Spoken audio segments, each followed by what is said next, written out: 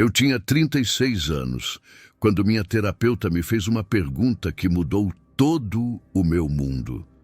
Depois de 6 meses de sessões, ela se inclinou para a frente e disse: "Você já percebeu que não tem visões de mundo próprias?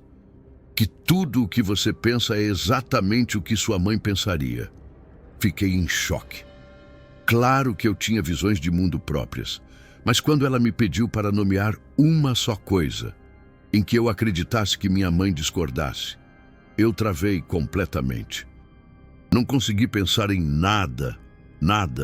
Naquele momento, percebi algo aterrorizante. Eu não era eu. Eu era um reflexo emocional da minha mãe, uma sombra psicológica perfeita. E levou 36 anos para eu descobrir que eu não existia como pessoa separada. Carl Jung chamou isso de morte do processo de individualização. E é uma das formas mais cruéis de abuso egoísta que um pai ou mãe pode infligir a um filho. Hoje vou explicar exatamente como pais e mães egoístas criam sombras emocionais, como eles apagam sistematicamente a identidade de uma criança e substituem por uma cópia de si mesmos, e como esse processo destrói a capacidade da criança de se tornar um indivíduo real. Se você sempre sentiu que não sabe quem você é, se todas as suas opiniões parecem emprestadas, se você se olha no espelho e vê outra pessoa olhando de volta, preste atenção, porque isso pode explicar sua vida inteira. O que Jung descobriu sobre sombras emocionais. Carl Jung dedicou décadas estudando o que ele chamou de processo de individualização. É o desenvolvimento natural do self verdadeiro. A jornada de uma criança totalmente dependente para um adulto com identidade própria, visões de mundo próprias, valores próprios, em famílias saudáveis. Os pais funcionam como espelhos. Eles refletem de volta para a criança quem ela é. Quando uma criança de 3 anos diz: "Eu gosto de azul", a mãe saudável diz: "Você gosta de azul." Essa validação simples confirma: você existe, seus gostos são reais, sua identidade está se formando. Mas em famílias egoístas, acontece o oposto. O pai ou a mãe não funciona como espelho, funciona como um molde. E a criança não é vista como uma pessoa separada se desenvolvendo. É vista como argila, que precisa ser moldada na forma exata que o pai ou a mãe quer. Jung descreveu isso como a falha catastrófica da função materna ou paterna.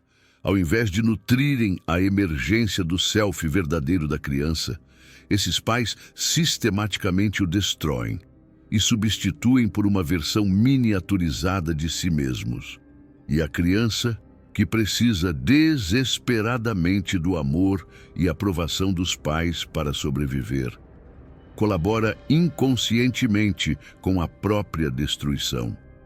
Ela abandona quem ela é para se tornar quem os pais precisam que ela seja. Como começa os 3 estágios da clonagem emocional. A criação de uma sombra emocional não acontece de uma vez. É um processo que se desenvolve em estágios previsíveis, e quanto mais cedo começa, mais completa é a destruição do self verdadeiro. Estágio 1. Apagamento seletivo, 0 a 5 anos. É aqui que tudo começa. A criança naturalmente começa a expressar preferências individuais. Ela gosta de amarelo, não de rosa. Ela quer brincar com carrinhos, não bonecas. Ela é quieta e introspectiva, não extrovertida e social. Na família egoísta, cada uma dessas expressões de individualidade é sistematicamente punida ou ignorada, não de forma óbvia, mas de forma sutil e devastadora. A mãe egoísta ouve a filha dizer: "Eu gosto de amarelo", e responde: "Não, querida, você gosta de rosa. Rosa é a sua cor." Ou pior, ela simplesmente ignora completamente a declaração: como se a criança não tivesse falado. O pai egoísta vê o filho brincando quieto sozinho e diz: pare de ser tão antissocial, vá brincar com as outras crianças. A mensagem implícita, quem você naturalmente é, está errado, precisa ser corrigido. Jung explicava que nessa fase, a criança ainda está formando o senso básico de self. Ela ainda não tem a estrutura psicológica para resistir. Então ela simplesmente enterra as partes dela, que não são aceitas. Deixe-me contar sobre Mariana. Aos 4 anos, ela adorava desenhar. Passava horas desenhando animais imaginários, com cores vibrantes, mas a mãe dela só prestava atenção quando Mariana brincava de casinha, imitando a própria mãe. Em 6 meses, Mariana parou de desenhar completamente. Não porque alguém proibiu, mas porque ela internalizou a mensagem. Essa parte de mim não é amada, então essa parte precisa morrer. Aos 31 anos, Mariana estava na minha sala, descrevendo como se sentia vazia. Como não sabia o que gostava ou quem era, quando perguntei sobre hobbies de infância, ela ficou em silêncio por 3 minutos inteiros. Não conseguia lembrar de nada que fosse só dela. Estágio 2. Substituição forçada. 6 a 12 anos. Depois de apagar sistematicamente o self verdadeiro da criança, o pai ou a mãe egoísta começa a fase 2. Instalar uma versão dele mesmo no lugar. É aqui que começa a programação direta. A criança é repetidamente informada o que ela pensa, o que ela sente, o que ela quer, não como sugestões, mas como fatos estabelecidos sobre sua identidade. Você é tímida, você não gosta de esportes, você adora matemática, você é exatamente como eu era na sua idade. Essas declarações são repetidas centenas, milhares de vezes, até que a criança não consegue mais distinguir entre o que é verdade sobre ela e o que foi implantado. Jung chamava isso de identificação projetiva. O pai ou a mãe projeta sua própria identidade, seus próprios valores, suas próprias ambições não realizadas na criança. E a criança, sem self forte o suficiente para resistir, simplesmente absorve tudo. Lucas tinha 8 anos, quando o pai, um advogado frustrado que sempre quis ser médico, começou a dizer: você vai ser médico, você ama ciências, é o seu sonho. Não era o sonho de Lucas. Lucas adorava música, mas cada vez que mencionava música, o pai mudava de assunto ou ficava visivelmente desapontado quando Lucas dizia qualquer coisa sobre medicina. O pai se iluminava, dava atenção total, aprovação. Em 2 anos, Lucas estava dizendo para todo mundo que queria ser médico. Ele acreditava genuinamente nisso, porque a alternativa era insuportável. Aceitar que o pai nunca o amou por quem ele realmente era. Aos 27 anos, Lucas estava no 3º ano de medicina, tendo ataques de pânico diários. Ele me disse: eu não sei por que estou fazendo isso, eu odeio cada segundo, mas quando penso em parar, sinto que vou morrer. Porque parar seria admitir que ele passou 20 anos, vivendo a vida de outra pessoa.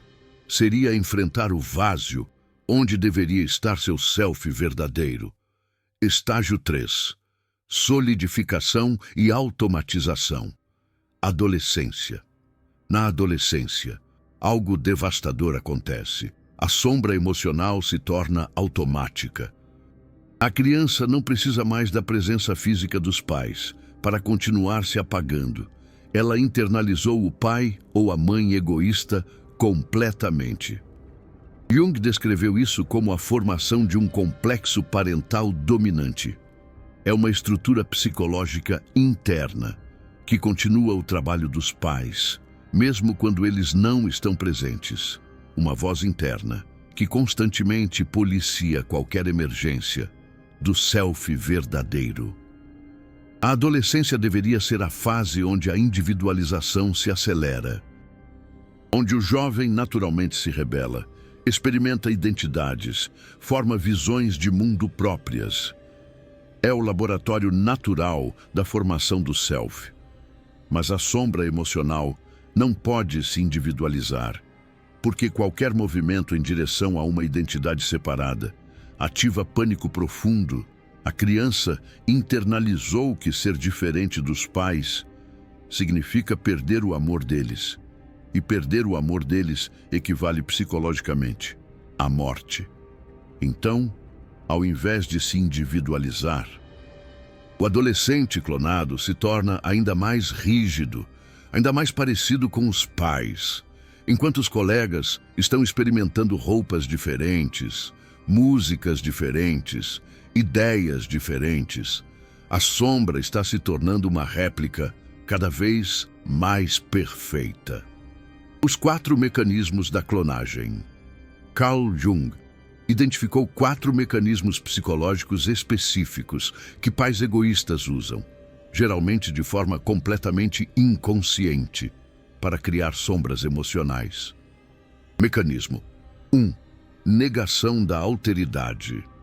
Alteridade é o conceito de que outra pessoa é fundamentalmente separada de você, que ela tem uma vida interior própria, experiências próprias, uma essência que você nunca pode possuir ou controlar completamente. Pais saudáveis reconhecem a alteridade dos filhos desde cedo. Eles veem o bebê como uma pessoa separada, que está gradualmente se revelando. Eles ficam curiosos sobre quem essa criança está se tornando. Pais egoístas não conseguem tolerar a alteridade. Para eles, o filho não é uma pessoa separada, é uma extensão de si mesmos, um objeto que existe para servir suas necessidades emocionais. Isso se manifesta de 1000 formas sutis. A mãe que diz: "Eu sei exatamente o que você está sentindo." Não, você não sabe. Mariana, você está projetando. O pai que diz: "Você pensa exatamente como eu." Não, ele não pensa. Ele foi treinado a ecoar você. A mensagem repetida é: você não é separado de mim. Seus pensamentos são meus pensamentos. Seus sentimentos são meus sentimentos. Sua vida é uma extensão da minha vida. E a criança, ouvindo isso todos os dias por anos, eventualmente acredita. Ela para de tentar descobrir quem ela é separadamente, porque foi ensinada que a separação não existe. Mecanismo 2. Punição da diferenciação. Sempre que a criança tenta expressar diferença, individualidade, separação, há consequências, não necessariamente punição física, mas punição emocional devastadora, retirada de afeto, desaprovação, decepção visível, às vezes raiva explosiva, às vezes algo pior, indiferença completa, como se a criança tivesse deixado de existir. A filha diz: "Eu penso diferente de você sobre isso, mãe."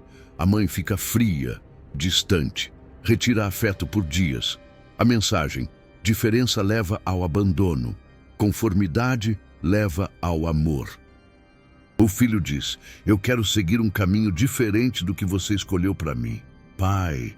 O pai fica em silêncio devastador, ou explode em raiva, ou pior, diz friamente: "Então você não é mais meu filho." Essa punição não precisa acontecer muitas vezes. 2, 3 experiências assim, e a criança aprende a lição profundamente. Ser você mesmo é perigoso. Concordar é seguro. Então, ela para de se diferenciar e começa a ativa e automaticamente se moldar na forma que os pais aprovam. Mecanismo 3. Recompensa da imitação. O oposto também é verdade. Sempre que a criança imita os pais, reflete de volta suas visões de mundo, age como uma cópia miniaturizada. Há recompensas emocionais massivas. atenção calorosa, aprovação radiante, amor visível. A criança sente, talvez pela primeira vez, que é completamente aceita, completamente segura, mas ela não percebe que está sendo amada, não por quem ela é, mas por quão bem ela está desempenhando o papel de sombra. A mãe diz: "Você é exatamente como eu. Somos tão parecidas." E a filha sente uma onda de calor, de conexão. Ela não entende ainda que está sendo amada, pela sua ausência de individualidade. O pai diz: "Você pensa exatamente certo, assim como eu ensinei você." E o filho sente orgulho, validação. Ele não sabe que está sendo elogiado pela sua obediência psicológica, não pela sua essência. Então a criança, como qualquer organismo inteligente, continua fazendo o que gera recompensa. Ela continua se apagando e se conformando, porque isso produz a única coisa que ela precisa desesperadamente: a sensação de ser amada. Mecanismo 4. Gaslighting da identidade. Talvez o mecanismo mais insidioso seja o gaslighting constante sobre a própria realidade interna da criança. A criança diz: "Eu me sinto triste." O pai responde: "Não, você não está triste. Você está só cansada." A criança diz: "Eu não gostei daquela comida." A mãe responde: "Claro que você gostou. Você sempre gosta." A criança diz: "Eu quero ser artista." O pai responde: "Não, você não quer. Você quer segurança financeira. Ser artista não é realista." Cada uma dessas interações é uma microinvalidação da realidade interna da criança. E quando isso acontece centenas de vezes, a criança para de confiar na própria percepção. Ela desenvolve o que Carl Jung chamou de alienação do self. Ela não sabe mais o que realmente sente, pensa, quer, porque foi ensinada que sua percepção interna não é confiável, que os pais sabem melhor quem ela é do que ela mesma. E é aí que a clonagem se completa. Porque agora a criança não apenas imita os pais externamente, ela literalmente não tem acesso a qualquer outra fonte de identidade. Meilles, o resultado, o adulto sombra. O que acontece quando essas crianças crescem? Elas se tornam o que eu chamo de adultos fantasmas. Pessoas que parecem funcionar normalmente, mas que carregam um vazio devastador, onde deveria estar o self, externamente. Muitas vezes são bem-sucedidas, porque foram programadas para atingir os objetivos que os pais projetaram nelas. Elas seguem as carreiras certas, casam com as pessoas certas, vivem as vidas certas, mas internamente há um vazio ensurdecedor, uma sensação constante de estar vivendo a vida de outra pessoa, de estar assistindo a própria vida acontecer. Ao invés de vivê-la, deixe-me descrever os 5 sintomas mais comuns que vejo em adultos que foram sombras emocionais. Sintoma 1. Incapacidade de tomar decisões independentes. Decisões simples se tornam paralisantes. O que comer no jantar, que filme assistir, que roupa comprar, porque essas decisões exigem acesso ao self verdadeiro, às próprias preferências. E esse self foi apagado há décadas. Então, o adulto sombra constantemente pergunta aos outros o que fazer. O que você acha? O que você escolheria? Ele está desesperadamente procurando por outra pessoa para preencher o vazio onde deveriam estar suas próprias visões de mundo e decisões maiores, como mudar de carreira, terminar relacionamentos, mudar de cidade, se tornam impossíveis sem aprovação externa, geralmente dos pais, mesmo quando o adulto tem 40, 50 anos. Sintoma 2. Relações parasitárias, o adulto sombra, sem acesso ao próprio eu. Precisa de outra pessoa para funcionar como substituto temporário de identidade. Ele entra em relacionamentos e imediatamente absorve a personalidade do parceiro. Começa a ouvir as mesmas músicas, ter as mesmas visões de mundo, adotar os mesmos hobbies. Não porque genuinamente gosta, mas porque não tem nada próprio para oferecer. E quando o relacionamento termina, ele entra em colapso total, porque não perdeu apenas um parceiro. Perdeu a estrutura temporária que estava funcionando como eu substituto. Sintoma. 3. Vazio existencial, crônico.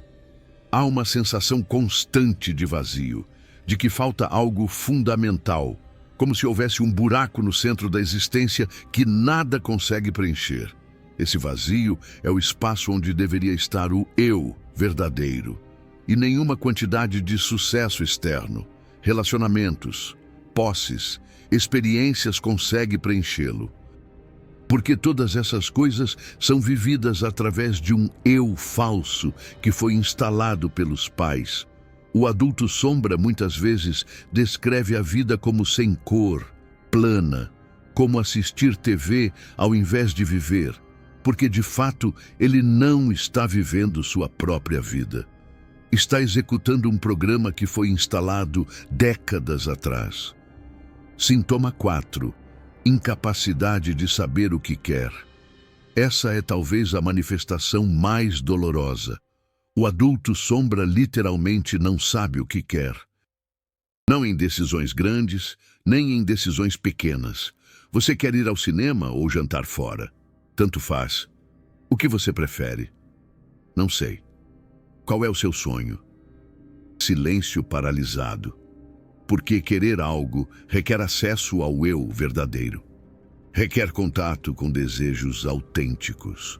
E esse contato foi sistematicamente destruído na infância. Então, o adulto vive uma vida inteira de tanto faz. Uma existência de passividade perpétua, esperando que alguém lhe diga o que fazer. Porque a voz interna que deveria guiar está completamente silenciada. Sintoma. 5. Pânico, quando confrontado com liberdade. Paradoxalmente, o adulto sombra muitas vezes fantasia com liberdade.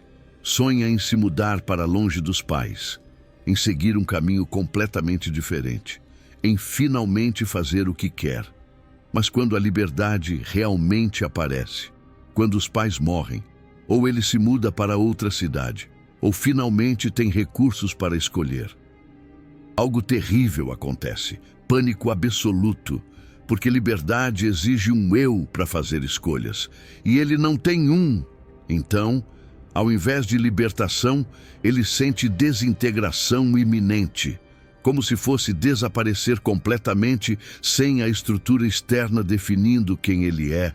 E muitas vezes ele corre de volta, literal ou psicologicamente, para a prisão familiar, porque pelo menos lá ele sabe quem é esperado que ele seja. Como reconhecer se você é uma sombra emocional? Existem 3 perguntas que funcionam como diagnóstico.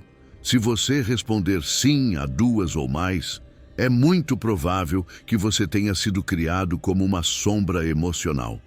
Primeira, você consegue nomear visões de mundo suas fundamentalmente diferentes das visões de mundo dos seus pais? Valores centrais, crenças profundas, escolhas de vida. Se você travar nessa pergunta, esse é um sinal vermelho gigante.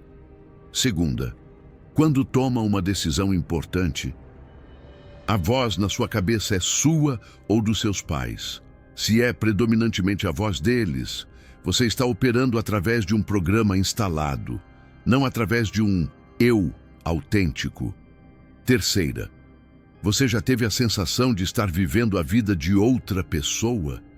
Essa sensação de desconexão, de estar assistindo sua própria vida de fora, é um dos sintomas mais reveladores de sombramento emocional.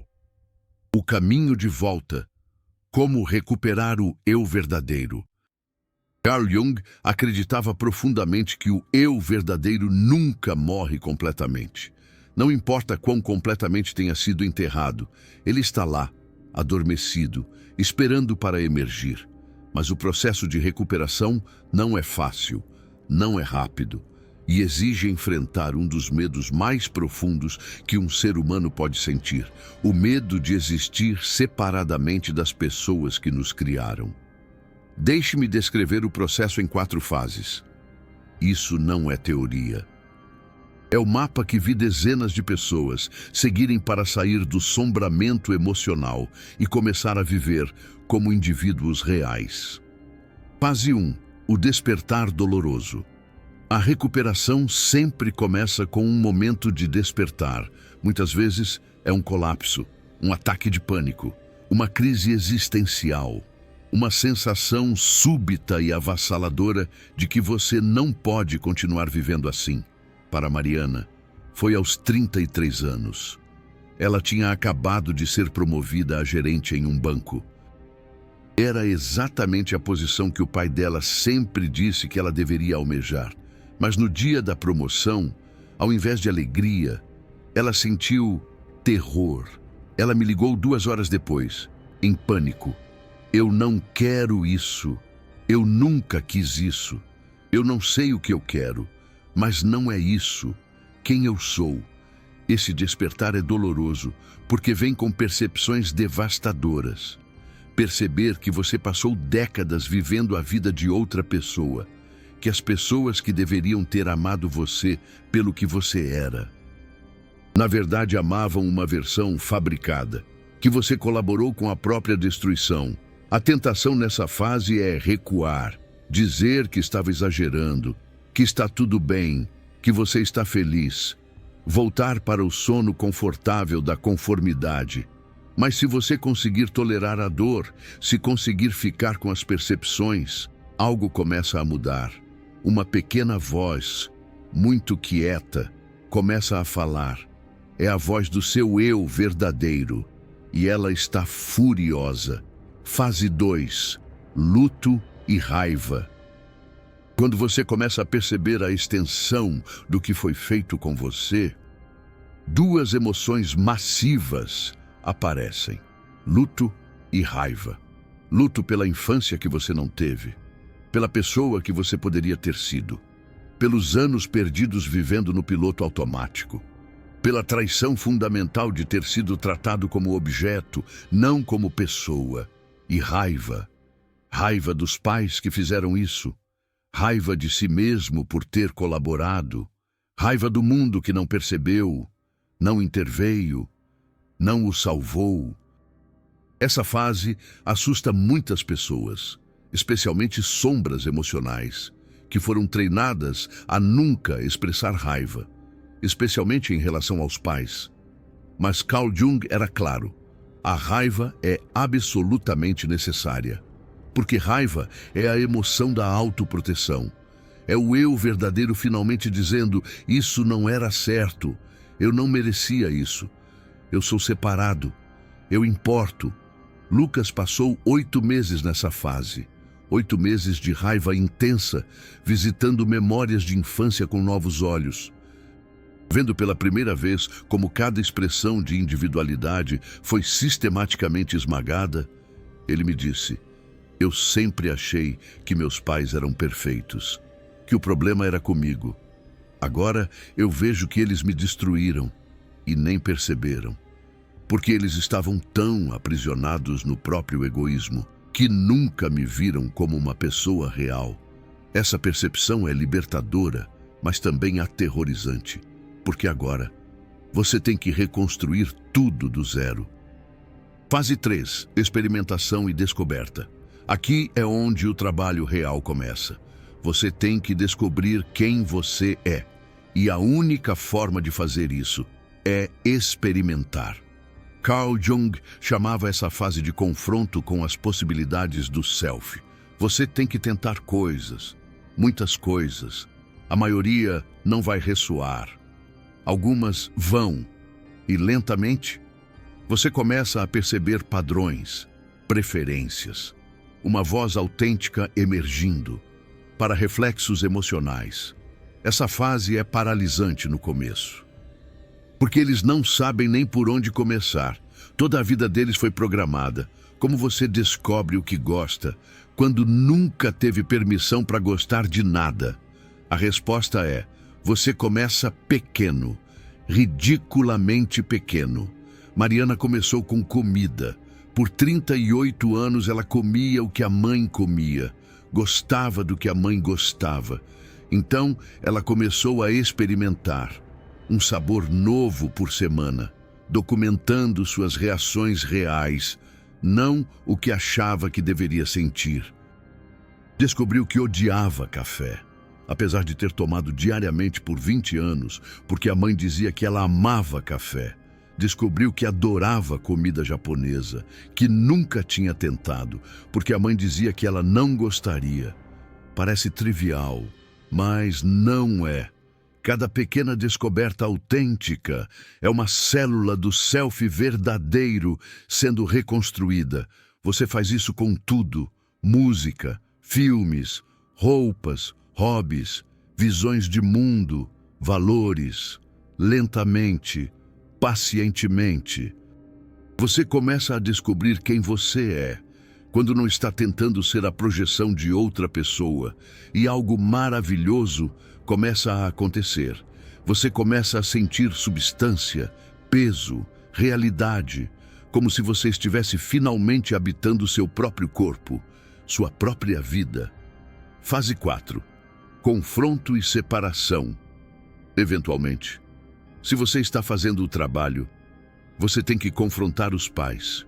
Não necessariamente de forma dramática, mas de alguma forma. Você tem que estabelecer que você é separado, que suas visões de mundo, escolhas, vida, são suas. Para alguns, isso significa uma conversa direta. Para outros, significa simplesmente começar a viver diferente e tolerar a desaprovação. Para alguns, significa contato mínimo ou nenhum contato. Não existe uma resposta certa, mas existe uma verdade inescapável. Você não pode completar o processo de individualização enquanto ainda está tentando ser a sombra que seus pais querem que você seja. Emily levou 3 anos para chegar a esse ponto. 3 anos de terapia, experimentação, reconstrução. E então, ela fez algo que nunca tinha feito. Ela discordou da mãe, publicamente. Era sobre algo pequeno, política. Mas a mãe dela sempre declarava: nós pensamos assim. E Emily sempre concordava silenciosamente, mesmo quando não concordava internamente. Dessa vez, Emily disse calmamente: na verdade, mãe, eu penso diferente. E explicou sua posição. A mãe ficou em choque, depois furiosa, depois fria. Retirou contato por 2 semanas. Exatamente o padrão que tinha funcionado por 35 anos, para forçar Emily de volta à conformidade. Mas dessa vez, Emily não recuou. Ela tolerou o pânico, a culpa, o medo de abandono e esperou. Quando a mãe finalmente voltou a falar com ela, algo fundamental tinha mudado. Emily tinha provado para si mesma que podia sobreviver à desaprovação materna, que existir separadamente não significava morte. Essa foi a verdadeira separação, não geográfica, mas psicológica. Para pais, como não criar sombras emocionais se você é pai ou mãe e está lendo isso com o coração apertado, perguntando se você está fazendo isso com seus filhos? Deixe-me oferecer uma boa notícia. O fato de você estar perguntando já significa que provavelmente você não é um pai egoísta. Pais egoístas não questionam, não refletem, não se preocupam se estão destruindo a individualidade dos filhos.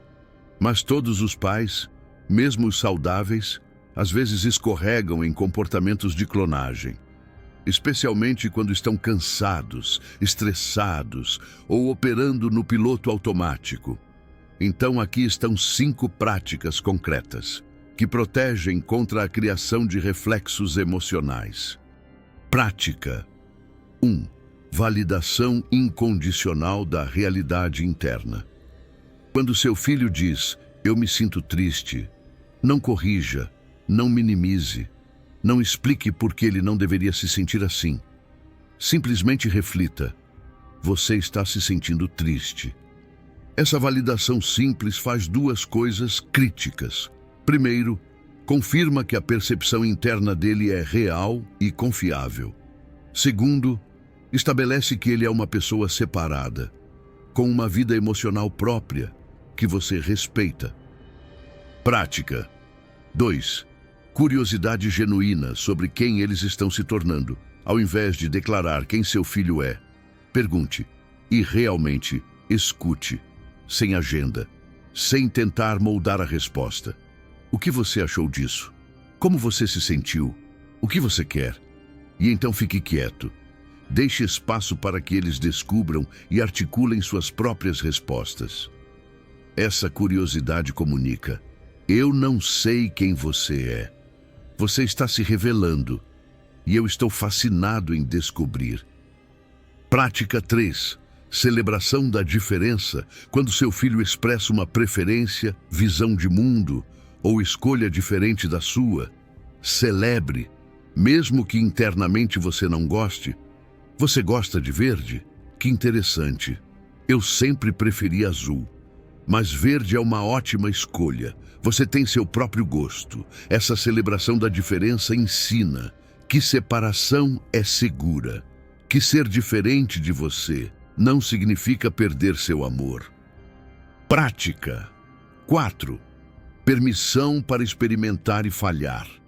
Deixe seus filhos tomarem decisões, pequenas no começo, maiores com o tempo, e deixe-os experimentar as consequências. Eles escolheram usar uma roupa que você acha feia? Tudo bem. Eles querem tentar um hobby que você acha que não vão gostar? Deixe tentarem. Eles estão fazendo escolhas que você fez e se arrependeu? Deixe-os fazer suas próprias experiências. A individualização requer liberdade para errar. Se você protege demais, controla demais, você impede o desenvolvimento do self. Prática 5. Separação consciente das suas projeções. Esta é a mais difícil. Você tem que constantemente examinar: estou respondendo ao meu filho real? Ou estou respondendo a uma projeção dos meus desejos, medos, ambições não realizadas? Quando você fica desapontado que ele não gosta de futebol, é porque futebol é importante para quem ele é? Ou porque você queria que ele gostasse? Quando você pressiona para certas notas, é porque ele precisa disso? Ou porque você precisa que ele valide suas escolhas, cure suas feridas, realize seus sonhos não vividos? Essa vigilância constante contra a projeção é exaustiva, mas é absolutamente necessária, porque reflexos emocionais são criados por pais que não conseguem ver os filhos como separados de si mesmos. O que acontece quando você recupera o self? Deixe-me terminar contando o que aconteceu com Sofia. Mariana chegou ao meu consultório aos 42 anos, absolutamente vazia. Não tinha a menor ideia de quem era ou do que desejava. Tinha passado mais de 4 décadas existindo como um reflexo emocional perfeito da mãe. Foram necessários 4 anos. 4 anos de um trabalho doloroso, consistente e incrivelmente corajoso. Um processo de luto, de raiva, de experimentação, de descoberta e de confrontação. Hoje, aos 46 anos, Mariana está irreconhecível. Não fisicamente, mas energeticamente. Existe substância onde antes havia apenas um profundo vazio. A clareza onde antes reinava a mais completa confusão. A vida onde antes existia apenas um programa, uma rotina imposta. Ela descreveu da seguinte forma: Eu costumava sentir que estava apenas assistindo a minha vida acontecer, como se fosse um filme do qual eu não participava. Agora, eu sinto que estou vivendo de verdade. Cada decisão, mesmo as menores, vem de dentro de mim. E isso é assustador às vezes. Eu confesso, mas também é a coisa mais libertadora que já senti em toda a minha vida. Mariana mudou de carreira, reinventou sua vida profissional, terminou um casamento que nunca quis, uma união fadada ao fracasso desde o princípio. Mudou de cidade, buscou novos ares, desenvolveu hobbies e paixões que sua mãe jamais aprovaria. E sim, o relacionamento com a mãe mudou drasticamente. Ficou mais distante, mais superficial, menos intenso. Mas Mariana não se importa mais, porque ela finalmente encontrou algo muito mais importante do que a aprovação materna, a validação constante. Ela encontrou a si mesma, a sua verdadeira essência. E isso vale qualquer preço. Se você está vivendo como uma sombra, como um clone emocional, por favor, saiba disso. Você não está condenado. O seu eu verdadeiro, a sua individualidade, está lá, esperando, aguardando o momento certo. Você pode começar hoje. Dê um pequeno passo, uma simples preferência honesta, uma opinião autêntica, um momento de recusa em ecoar automaticamente, em repetir o que os outros querem que você diga. Carl Jung disse, e eu cito: o privilégio de uma vida inteira é se tornar quem você realmente é. Se você foi criado como uma sombra, como um mero reflexo, esse privilégio foi roubado de você, mas você pode reivindicá-lo a qualquer momento, em qualquer idade. Não importa o quão difícil pareça, o eu verdadeiro nunca morre. Ele apenas adormece, entra em um sono profundo e está esperando, ansiosamente, que você o acorde, que você o traga de volta à vida.